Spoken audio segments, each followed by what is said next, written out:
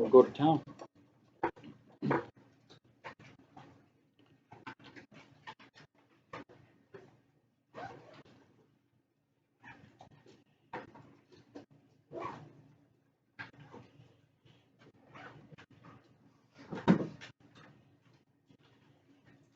I'd give you a mark if you have that sketched and labeled correctly. You notice that you have a pair, right? So let's imagine we already knew how to do cosine law. In this case, you would determine, hey, you have a pair. It's sine of 32 over 24.1. That's my start.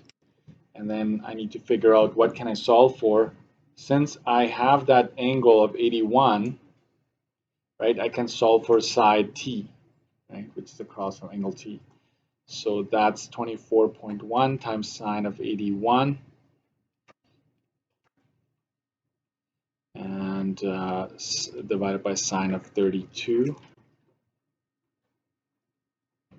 Okay. And so t is 44.92.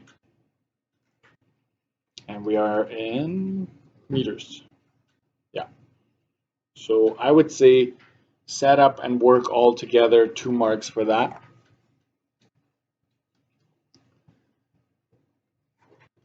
And then you want to solve for side A, which means that, right, I can find angle A, no problem. I just need to, I should have maybe done that right away. It makes, if there's no apparent pair, then this will make it known, right? So we've got 67 degrees for that. I give you a mark for it. And then I need to go ahead and find side A. That's still unknown to me, right? So, oops, sorry. So I would start with the same pair as before, because that is true, right? If I divide them, I can now use sine of 67 divided by side A.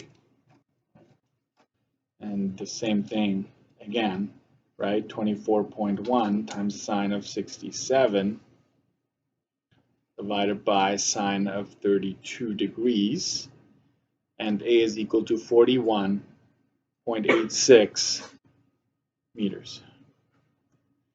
I'd give you, sure, we'll give you 2 marks for this, because it requires the setup and everything. So we've got 2, 4, 5, and 6, right? So we'll make this out of 6. Make sure your name and last name is at the top.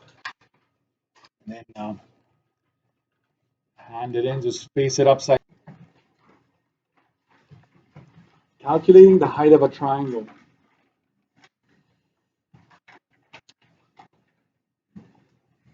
Page 7. Height or depth.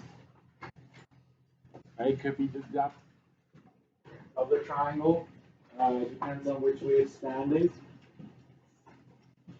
Is there like a chopper flying over us? Somebody in here want it? It sounds like a chopper. Maybe it's just a big machine.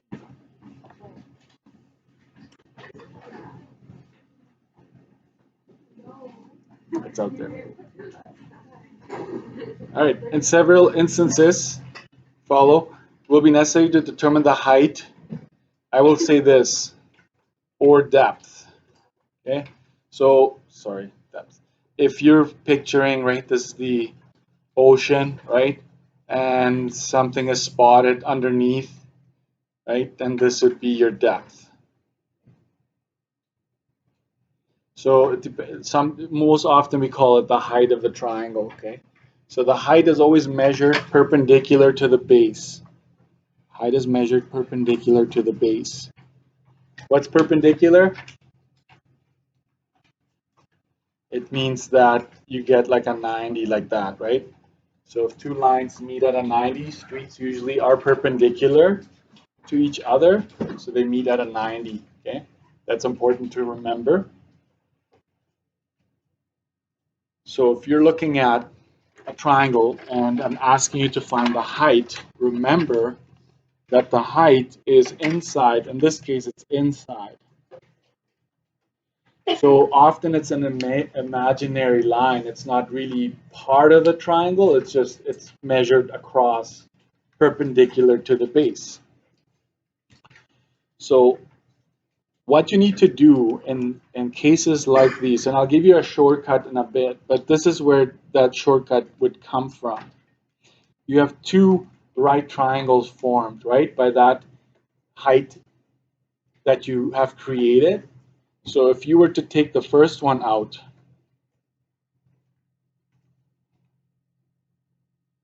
okay, this is your height. This is 59.8 degrees, and this is 4.52. This is triangle number one. So I will actually highlight the height that we took it with us here. Just remember, you cannot split 8.2 in half and just say, hey, this is 4.1, right? You can't do that. Why not? Why is that not the case?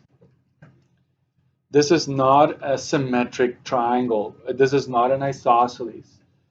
If you saw that both of these base angles are exactly the same, that would mean that both sides across from them would be the same, in which case, yes, you can cut it in half, no problem. That's an isosceles. But this is not.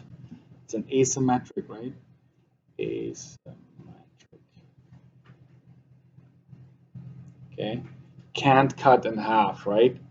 Can't cut in half. That's a common mistake. Students like, oh yeah, the 8.2, I'm just going to slice it in half. 4.1 appears here. It's like, no, you can't do that here. You can tell by the diagram anyways, right? But you need to just look at the base angles. Anyways, in this case, when you're looking with a right triangle, you do have a pair here. You should recognize that. This is a 90, right? So sine of 90,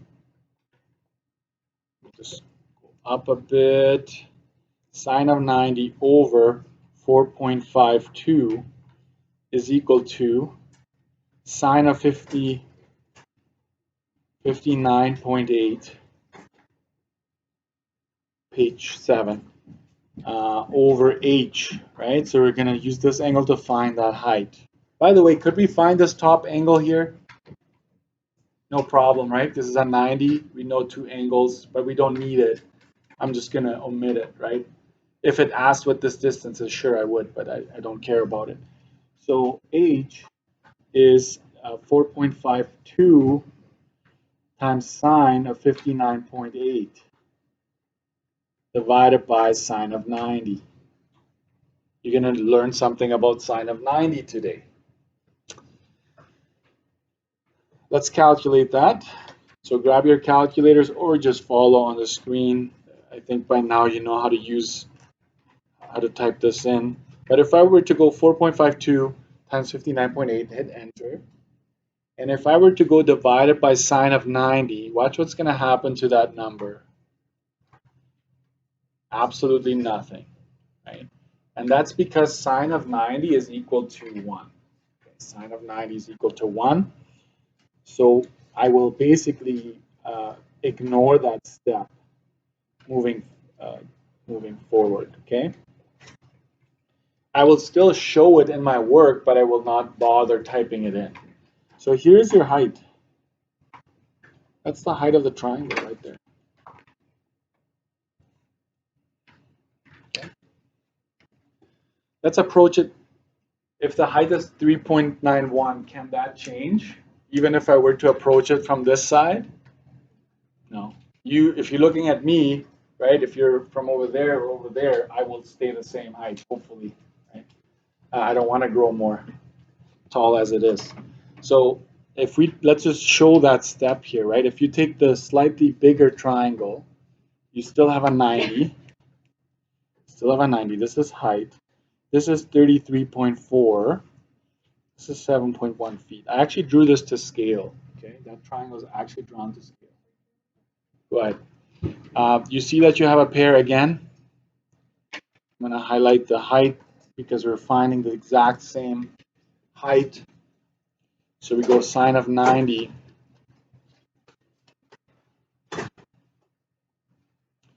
and then it's sine of 33.4 over h.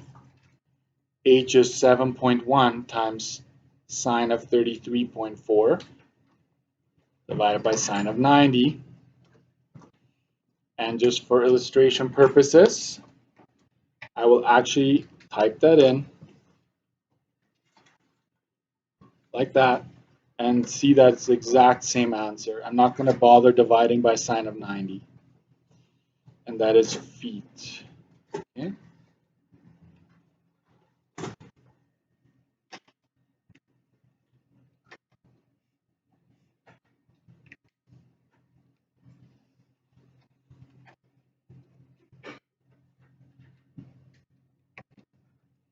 And here's where I want to highlight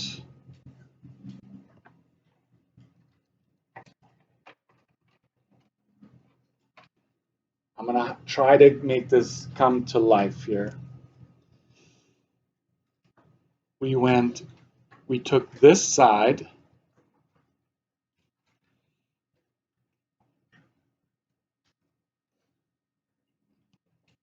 and we took the other side.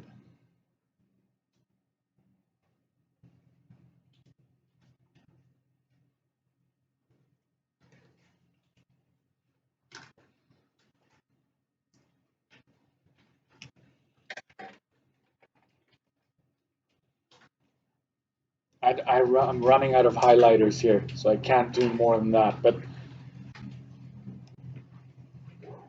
try to follow if you can. If you took this orange side, what did we multiply it by essentially? See, sine of 33.4, which is right there. So if you go this side times sine of that angle, you get the height of the triangle.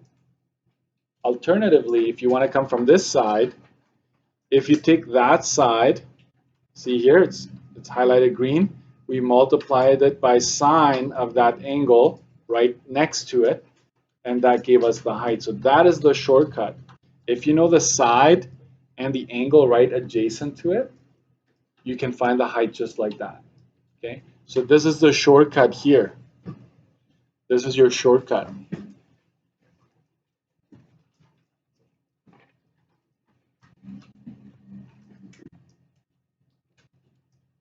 And I'm going to give you some scenarios here.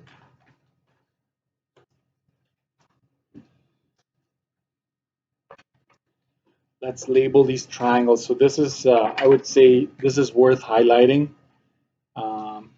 If you add this to your study sheet, say that this is also for depth, right? So you can say depth, right? Either or, it depends on the scenario. Sometimes we use this to find the depth of the sea or of the river or of whatever.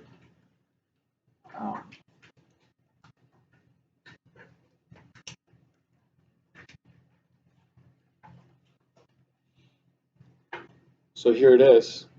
Remember, the height is always measured with 90 to the ground or 90 to the base, right? That, and you're like, wait a minute, what about this one here? The height is not even inside the triangle, Mr. Dirksen. That's right, but it still is an imaginary base here, and you have a 90 created there.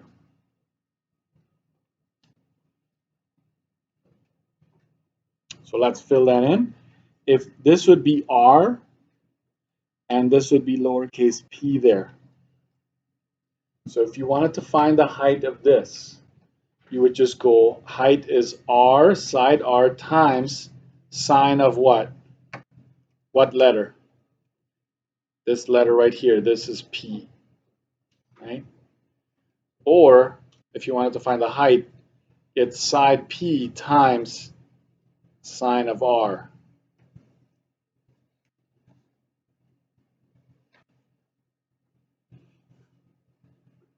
I cut it here. Alternatively, this one here. This is side E, this is side D.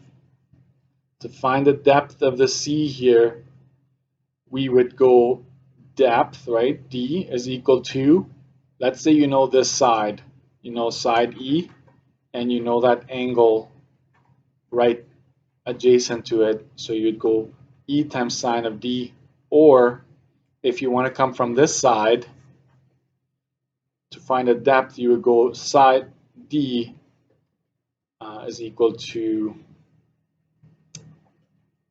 D times sine of E. And this is a little controversial here, right? D and D, Mr. Erickson, what's up there? What's up there? So can I change that to depth? Otherwise, you're gonna lose hair. I don't want that. Okay. Otherwise, it's D and D. Okay. Next. Here, this is a little bit more challenging, but if the R is here, this is side R, and this is side P. Okay. You would still do the same thing. Height is side R times the angle that's adjacent to it, right? They're touching. Or height would be side P, this one here, times angle R, which is also touching it, right?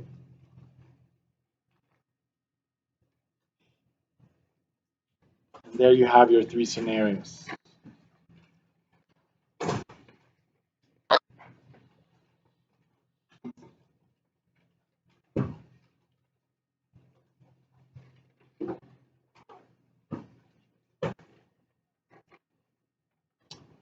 I want you to try this. I have an example for this on page 9. Okay. I want you to put this into practice. So we're going to skip page 8, go straight to page 9. Okay.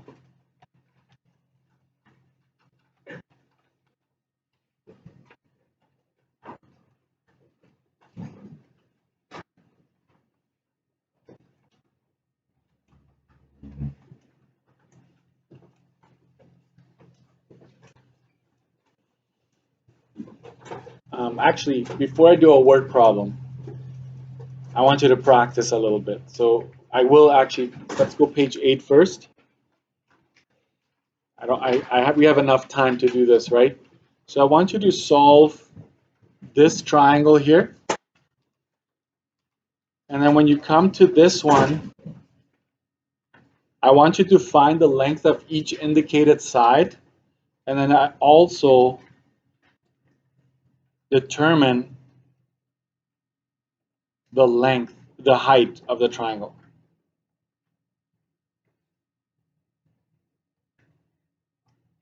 Okay? I want you to find the height of each triangle. And I want you to label it on the triangle carefully. Okay? So I'll give you the first one. The first one is a giveaway here. The height of this point would be what? It would be going straight down. The height is over here, outside. You find it, okay? For the second one, the height would be inside the triangle. Label it like that. Find it, okay? This is your height. For the third one, that looks kind of weird, right? Well, let's make the height go down here and meet the base like so. So I want you to find the side that they're asking you for, wherever there's a question mark, but I also want you to find the height of that particular triangle, okay? So let's spend some time on that, and then I'll come back and do that word problem with you, okay? So we need to fix this on page 7. It's not just side times the angle itself, it's side length times sine of that angle that you're interested in, okay? That you're looking at. Yeah, good point. But I want your attention, particularly when you get an isosceles triangle. For some reason, students forget that the properties of it. So when you see that these marks are the same, obviously you should recognize right away that that's what's indicated, which means that these two angles are the same. It's not like one of these two are 72 or whatever. You recognize that, okay, these two sides are equal, therefore these two angles across them, right, are equal, right? These are congruent. You know that, okay? So I think you know where this is going. To get y, I'm just going to go 180 minus 72, and I divide that in half, right? So that is going to be 108 divided by 2. Angle y is 54 degrees. Angle x is also 54 degrees. Okay, so you've actually already solved for two angles right there. Nothing else needed. Okay, so and you also have two sides, right? So side y is 15.9. If that's what they were asking for, then that's solved for as well. So the only side left is the one across here, z, right? So you choose what you want to do. You've got options here. So you can say, hey, I've got a pair here, right? So sine of 54 degrees over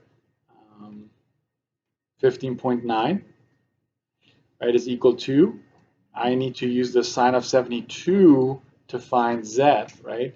So z is 15.9 times sine of 72 divided by sine of 54. And I actually need to type this in.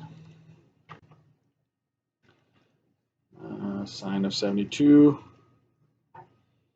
divided by sine of 54. So that's 18.69, and we're in miles. And it makes sense that that's the largest angle. You should have the longest side across from it. Okay, so that's how you do an isosceles. I don't know if you want to write that at the top here. From time to time, they will show up. They're actually easier than any other ones because of that property, right? You know quite a bit right off the bat. Just focusing on the height here. The height in this case would be, you don't know this side, but you do know this side. So I will go 1794.3 times sine of what? Which angle? You follow that, right? The one that's touching it, right? Not this one, it's this one. Okay, that's it. That's how you find it, right? So 1794.3 times sine of 15. That's 464.40. And we are in meters, right? That's the height of the triangle. Okay, and I think you get the picture here. On this particular triangle, this one is, you don't know what it is. You could figure it out, but since you know this one, it's 15.9 times sine of 43. Okay, so 15.9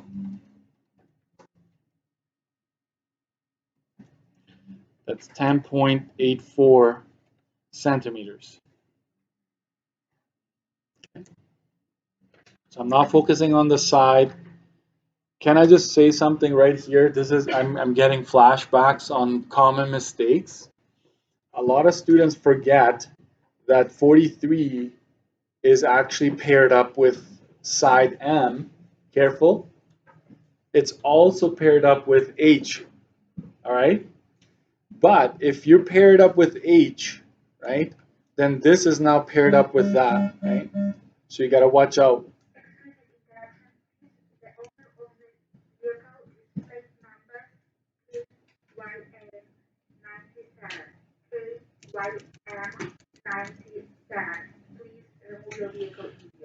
$36.3 times sine of, I know that angle, so that is the one I'm going to grab, right, to give me my height. So that's 36.3 times sine of 34. That's 20.30 centimeters. Okay, 20.30 centimeters right there. That's how you find the height. It's very important. I would say if you first want to solve for things on the big triangle, ignore it for a bit. You're gonna have to learn to ignore it work with the sides that you're trying to find. Quite often students don't think of, you need to find this whole angle here if you want to solve for P, right? Because they're like, wait a minute, this is being cut. So they just use this one or just this one to pair it up with P. But you're spanning the whole side here. You need that whole angle paired up with that, okay? Just keep that in mind. Let's do a word problem to close things. And that'll be it for today. And then I'll give you some homework from the textbook today, okay? Kat and Steve are hiking, right? And they're 20 meters apart. So that's important, right? 20 meters apart. Soon you'll be drawing your own diagrams, just so you know. Okay, that's the whole 20 meters. They spot pika, which is a small mammal, on the opposite side of the creek. And so what is it asking here? Calculate the distance from each hiker to the pika. So they're asking for this and for this. Let's call it something. If there aren't letters attached, you call it, you give it letters, okay? A, B, M, N, X, Y, whatever you want. Okay, so from cat, right? From cat to the mammal would be, how would I figure this out?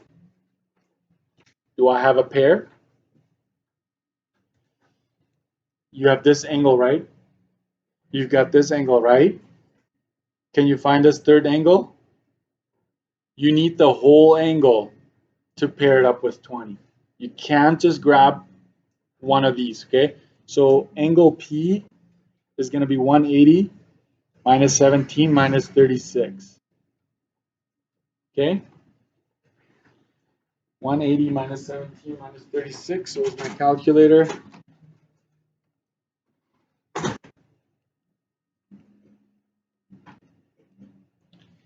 A lot of dress rehearsals today. So 127 is that angle. And how about we highlight that? It's the whole thing here. The whole thing. Okay? That is needed first. Don't let that throw you off. Some students will be like, oh, I got 180 minus 90 minus that. And they'll find just this sliver here and put that against 20. And that's wrong. You need to have the whole angle for the whole side. And so sine of 127 over 20 is equal to, you're finding the distance between cat and the mammal, right? The pika. So you need to use sine of what? You're with me? 36, right? 20 times sine. Don't be lazy, okay? Show me the work. Show me the work, right? The steps you're taking. And that is 14.72 meters. Right? Then we're going to split this. And we're going to figure out the distance between Steve and the mammal. Be very careful, right? Sine of 127, I already figured it out. That's my pair. I want to know the distance across the angle that is 17 degrees, right? And that's going to give me that side. So it's 20 times sine of 17 over sine of 127. Yeah.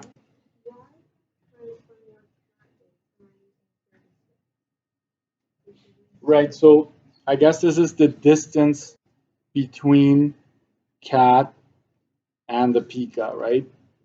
So the distance between cat and pika is x, right? So you need to use, because this angle across from that side, right? They need to be paired up. So this, using this angle allows you to find the side across from it. So it's kind of like counterintuitive, right? You would think, hey, this one is closer to Steve, right? We should be using 36 for Steve's distance, but that's not how it works. Remember, it's always across, across, across. Does that make sense? Y is equal to, we got 7.32 meters. So there you have the distances for each one of them. And it makes sense, right? Like just look at your diagram, right? That Kat should be further away compared to Steve, right?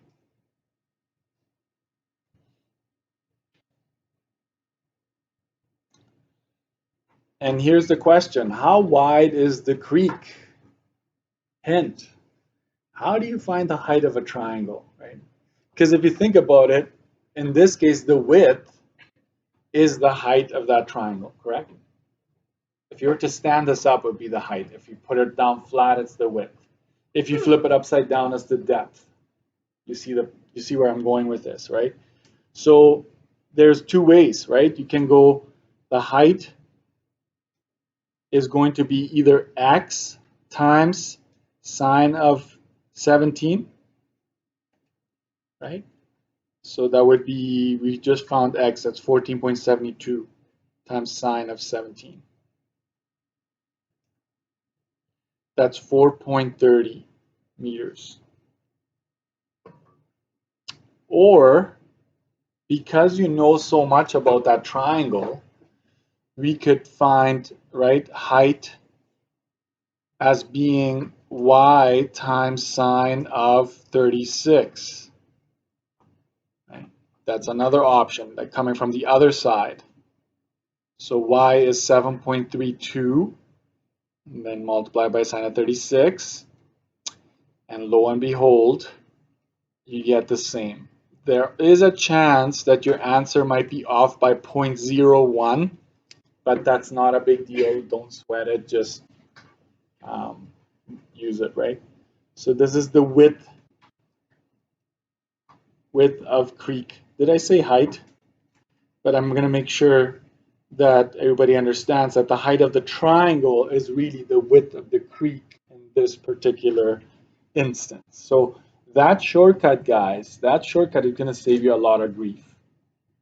But I showed you how I came up with that shortcut. I show you how that works. It's basically, if you were to cut the triangle, put it aside, and work with that right triangle, either one of the right triangles created, you get the same answer. Okay. So here's your homework that is going to apply what you've learned today. Okay, so this is textbook. Okay, homework. I just scanned the pages, right? So page 127, question 10, 11, 13, and 18. Page 129, 7 and 9. There's some isosceles triangles in there, right? And in this section here. So strongly encourage you. This is not just a simple, it's going to ask for the depth of something or the height of something. Word problems, there's going to be word problems, but for now I'm giving you diagrams. If there is no diagram, you try the graphic, because that's where we're going. You're going to have to make your own diagrams very, very soon. Okay. Remember, keep up with the course work, keep up with the content, because tomorrow we're starting with cosine law. Okay, we're going to start cosine law, so we're mixing things up, and it's doable if you follow, right?